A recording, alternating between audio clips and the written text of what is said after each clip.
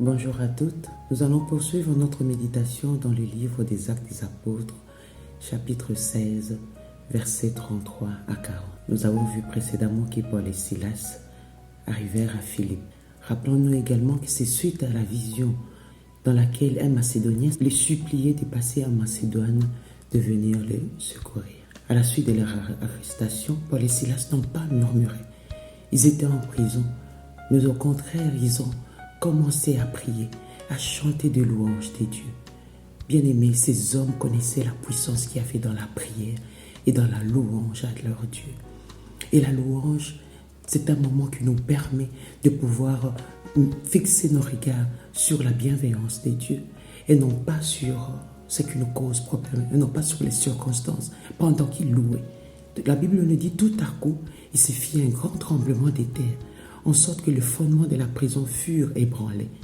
Toutes les portes s'ouvrirent et les liens de tous les prisonniers furent rompus. Vient alors les geôliers. Les geôliers, celui qui avait la responsabilité de veiller sur Paul et Silas. Celui qui avait mis les cèpes aux pieds des disciples, de telle sorte qu'ils puissent être sûrs qu'ils ne quitteront pas la prison. La Bible nous dit qu'il est venu précipitamment et se jeta tout tremblant aux pieds des hommes de Dieu. Il dit, « Mais Seigneur, que faut-il que je fasse pour être sauvé ?»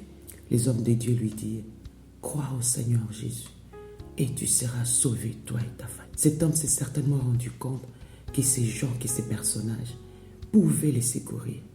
Les geôliers ne savaient certainement pas ce qu'ils pouvaient donner comme explication à ses supérieurs. Alors le verset 33 nous dit que les geôliers les prient avec lui. À cette heure même de la nuit, il lava leurs pieds.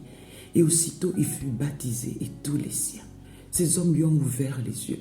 C'est pour dire que quand le Christ nous a franchis, nous sommes réellement libres. Les geôliers se peut-être dit que j'ai trouvé un trésor que ces hommes ont et je veux l'avoir. Et alors je veux m'occuper de ces hommes. Cette nuit-là, les geôliers leur ont manifesté sa bonté, sa bienveillance, son hospitalité en les prenant chez eux. Ceci me rappelle encore la parabole du bon samaritain dans Luc 10, versets 25 à 37. Nous pouvons voir que c'est une recommandation du Seigneur.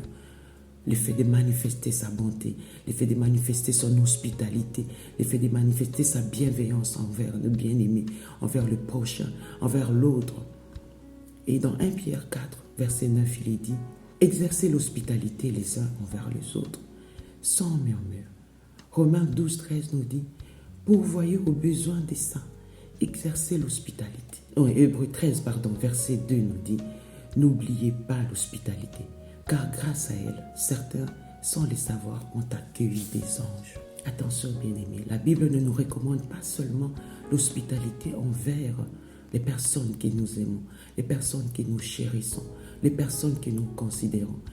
La Bible nous dit de manifester l'hospitalité même envers nos ennemis. Nous pouvons les trouver dans Romains 12, verset 20. Et je vous laisse découvrir par vous-même.